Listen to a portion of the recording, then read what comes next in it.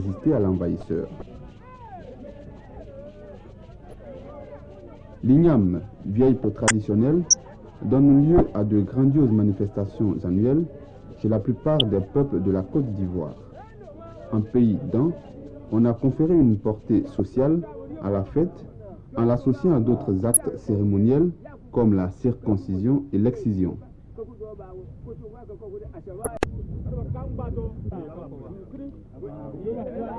Après avoir invoqué les dieux, on se verse du bombangui à boire.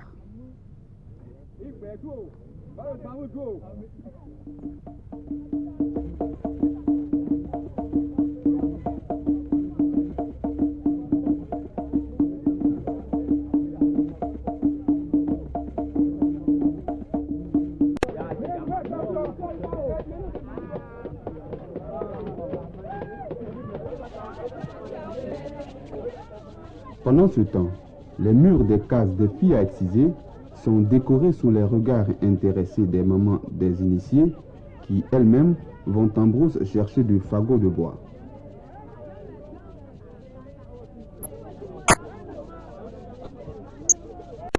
C'est la danse organisée par les femmes dont les filles aînées doivent être initiées. Elles invitent les parents et les amis du village qui viennent les aider à piler le riz tout en chantant. Cette cérémonie est le signe que la récolte a été bonne et que l'on aura à manger pendant toute une année au moins.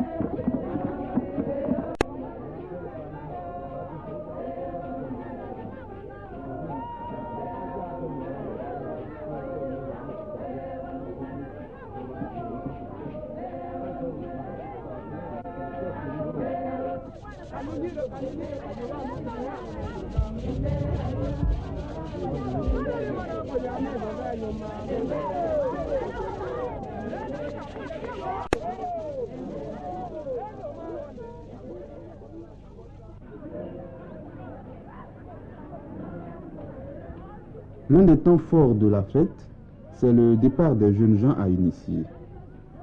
Auparavant, c'est à un véritable carnaval qu'on assiste.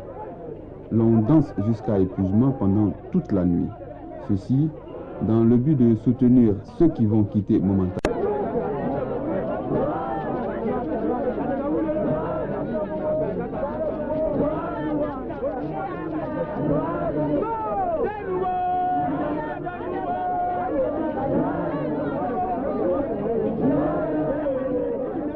C'est au lever du jour qu'on les accompagne à l'entrée du lieu sacré où ils vont passer un certain temps qui leur permettra de gravir les hiérarchies.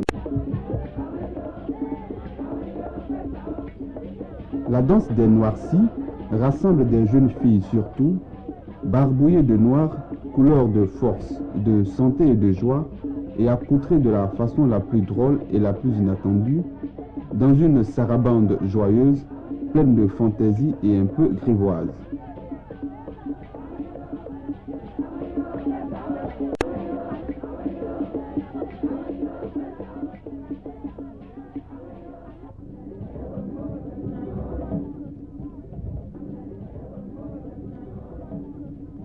Pendant donc tout le séjour des jeunes dans le lieu sacré, lieu interdit à tout profanateur et aux caméras de télévision, chants et danses sont improvisés pour attendre le retour de ceux qui sont passés au village. Ils ont la tête baissée car il leur est défendu de regarder les gens dans les yeux.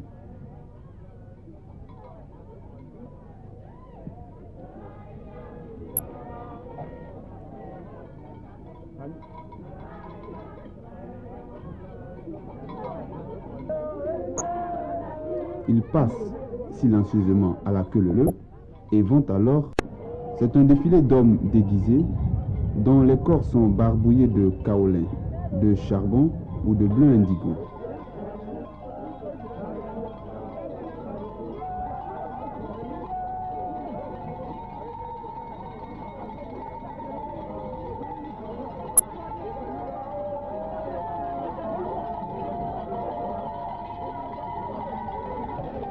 Les crocs doivent faire le tour du village en prenant soin de passer devant toutes les cases sacrées.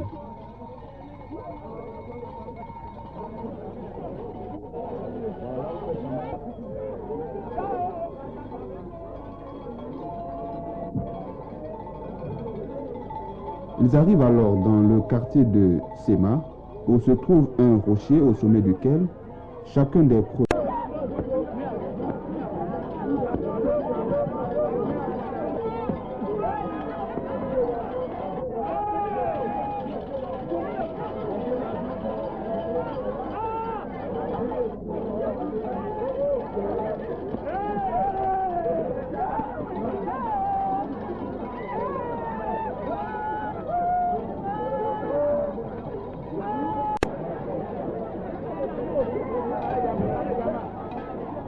Le Wenlier-Ton est une danse qui se fait avec des feuilles. Elle débute par une course de vitesse et chaque danseuse doit passer devant le domicile de tous les initiés de l'année.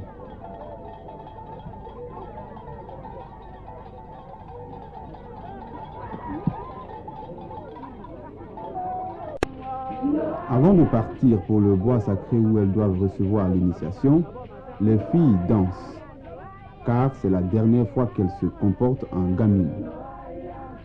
Elles laissent donc éclater leur joie.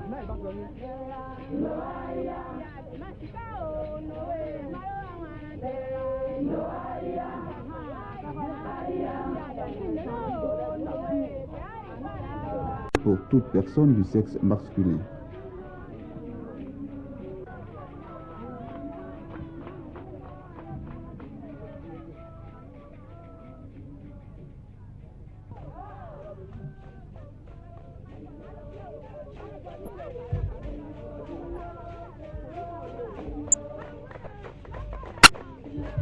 Pendant que se déroule la cérémonie d'excision proprement dite,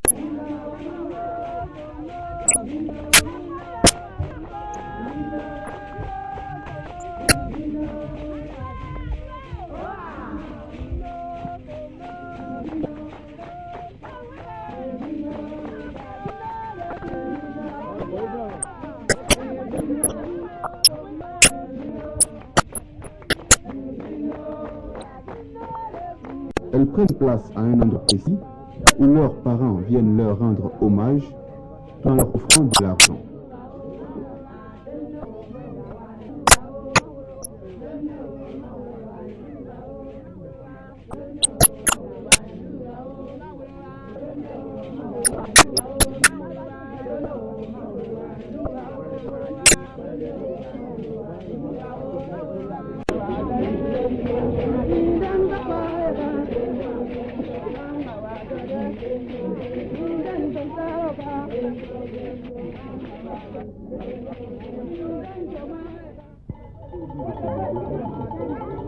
Le lendemain matin, c'est le jour des masques. De leur lieu de refuge au sommet des rochers, les voix se font entendre. Il y en a plusieurs moments privilégiés de la relation au passé, du resserrement des liens entre vivants et morts. Le retour des ancêtres, figuré par les masques, parmi les vivants, est mis en relation mystique avec le déterrement de l'igname des entrailles de la terre.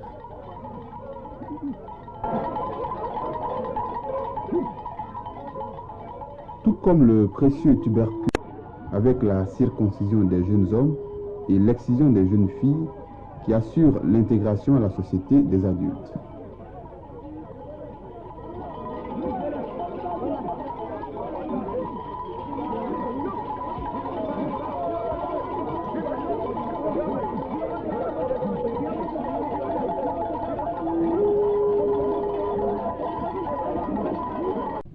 Un début de solution est néanmoins en train de voir le jour avec la très prochaine remise en marche de ce complexe hôtelier.